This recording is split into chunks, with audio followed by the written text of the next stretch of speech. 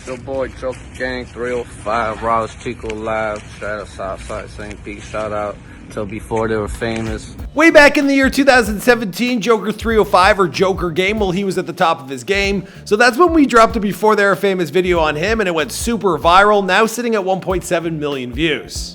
Now, I just recently had a phone call with Joker 305, aka White Joker, aka the real life Joker, aka Lawrence Patrick Sullivan, and he filled me in on everything. Now, he has since publicly stated multiple times that that video, well, it was the greatest day of his entire life, which is an honor, but it also kind of makes me feel a little sad for the guy. Joker 305's time in the spotlight, well, it followed a similar trajectory to that of one of his once upon a time enemies, who actually turned into his collaborator. Of course, I'm talking about the one and only Boonk Gang, aka John Cabana. Boonk, he got out of Slammer.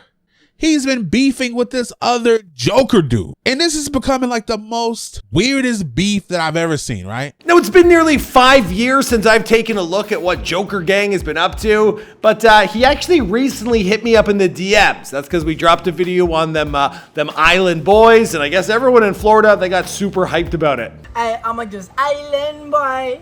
I'm a just island boy. And I dare you, I double dare you, motherfucker. Now, he actually caught me up to speed on everything, and some of it's good news. He actually had his recent foray. He was in the world of boxing, and I believe he actually won. This is the 6'9" guy over here in the corner. He's got a goddamn hair on his shoulder. Oh! He's also got some other projects in the works. He's also got new face tattoos. We're going to take a look at those. But all in all, it's actually been more bad news than good. Now, for starters, he lost his Instagram account, and then he lost his second account. I lost one. I know how it feels. Now, he actually went back to prison in the time since we last spoke to him. This time it was in St. Petersburg, Florida, which is actually the same hood that Rod Wave is from, which, I don't know, he told me to tell you guys that. And while he was there, well, again, he made the news. Rearrested for violating probation for missing 3 classes of my psych doctor, which is an outpatient. Looking into this video, looking into Joker 305, Florida really is a state unlike any other. What's going on, guys? It's your boy Michael McCrudden back at it again with a brand new Where Are They Now video. Now, recent drops on this channel, they include the Island Boys, and we got a ton of Florida artists who have hit us up to be featured on this channel. So subscribe for those who aren't already. All right, let's get into this video.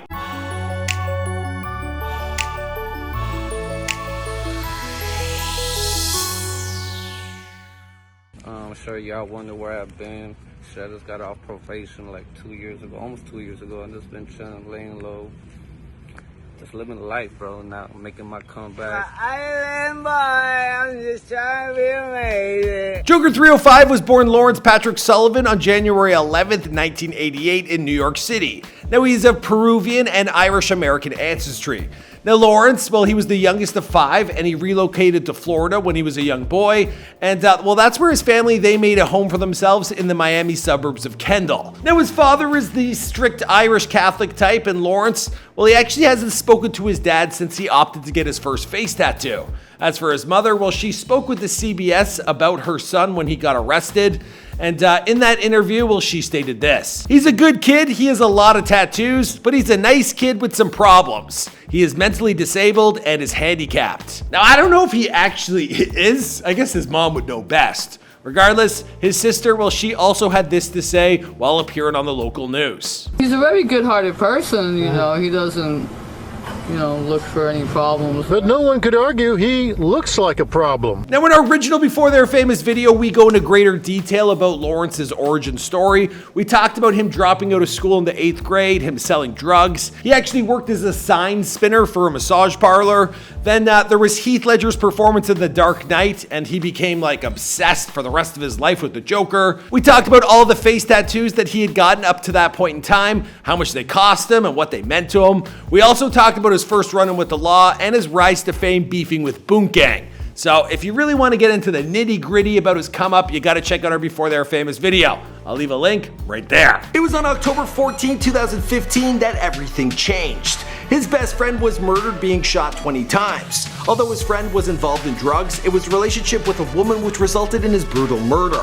As Lawrence was trying to deal with this at home, his girlfriend, who was pregnant, went behind his back and had an abortion.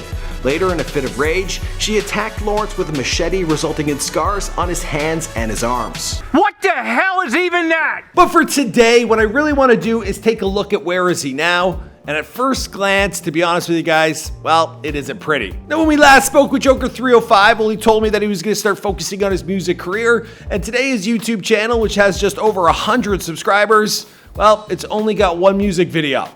Take a listen. Sucking dick for bars, selling that pussy at a back page or pay your car, you little mother. Ski ski. Without further interruption, let's celebrate and suck some dick. Soon after we last spoke with him, he also found himself back behind bars, and when he appeared on the local news, this time in St. Petersburg, Florida, well, it was almost like he was having his own little Joker movie. In fact, he told the press that a movie is being made on him. Take a look. I've been working on a documentary with a film crew from New York for the last year. They're supposed to come back the third week of August to wrap it up. It's going to be played in film festivals and all that. Like, I'm making a lot of power moves. I'm making a lot of moves. In the DMs, he told me a little bit more about this, that he was the star of a documentary that was filmed between 2017 and 2019, but I couldn't find anything about this online. Now, this actually kind of reminds me of what happened to like Christian Bale's character in The Fighter. They made a documentary about his fighting career, but when it came out, it was actually an expose about all his drugs and addictions. So, I don't know, just saying. Keeping with tradition, well, Joker 305, he's also opted for more face tattoos. He actually sent me this video link of him getting new work, which included stitching on the entire outside of his face. Was there any room to add any more? Yep, oh, they found some. I guess he had a vision from the very get-go. I got to admit, like, it's a really good way to finish it off, but please, for the love of God, be done.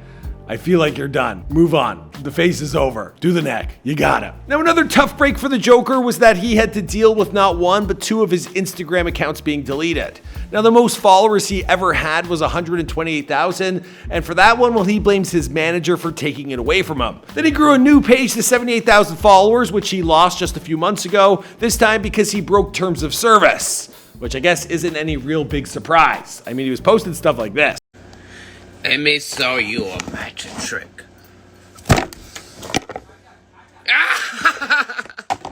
Okay. But I too have also lost my Instagram, so Joker, I know how you feel. Now, the biggest event he's participated in, it appears to be a boxing match between him and another influencer. This is a guy by the name of I Am Gum Gang.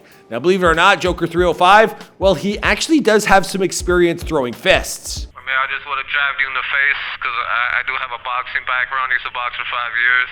So I know how to box, I know how to fight, I know how to hold my own. Now, this was a Florida event that doesn't appear to have drawn that large of a crowd. Now, the fight was held at the Sausage Castle, which is in Florida, and it's a mansion with 80 acres of property owned by Mike Busey. Now, I don't know who Mike Busey is. I never heard of him before today, but he appears to be Florida's version of Dan Bilzerian. Take a look. Who wants it before they're famous on Mike Busey? We got to get that done. Let me know in the comments down below or hit me up over on Instagram. Now, back to the boxing match. Well, it was titled White Trash Rumble. And, well, it was actually something positive that the Joker has been able to do with his notoriety. Now, he also got a good few punches in, and he told me he won the fight in the third round via knockout. Now, the Joker is currently sitting on around 11,000 followers on his new Instagram account titled Joker Gang Lives. So be sure to go and give him a follow, show him some support. I mean, the kid is really putting his neck out there. And, you know, at the end of the day, you can tell he's a really nice guy. As for the rest of the story, I guess we're going to have to wait and see for his documentary to come out. My name is Michael McCradden. Thanks again for tuning in, and I'll see you guys in another video. Boom! Yeah, shout out to Before They're Famous. I got new music, new skits, my documentary, a lot of big shit happening, bro. Shout out to the team out there. Before They're Famous, subscribe. To the top where I'm going.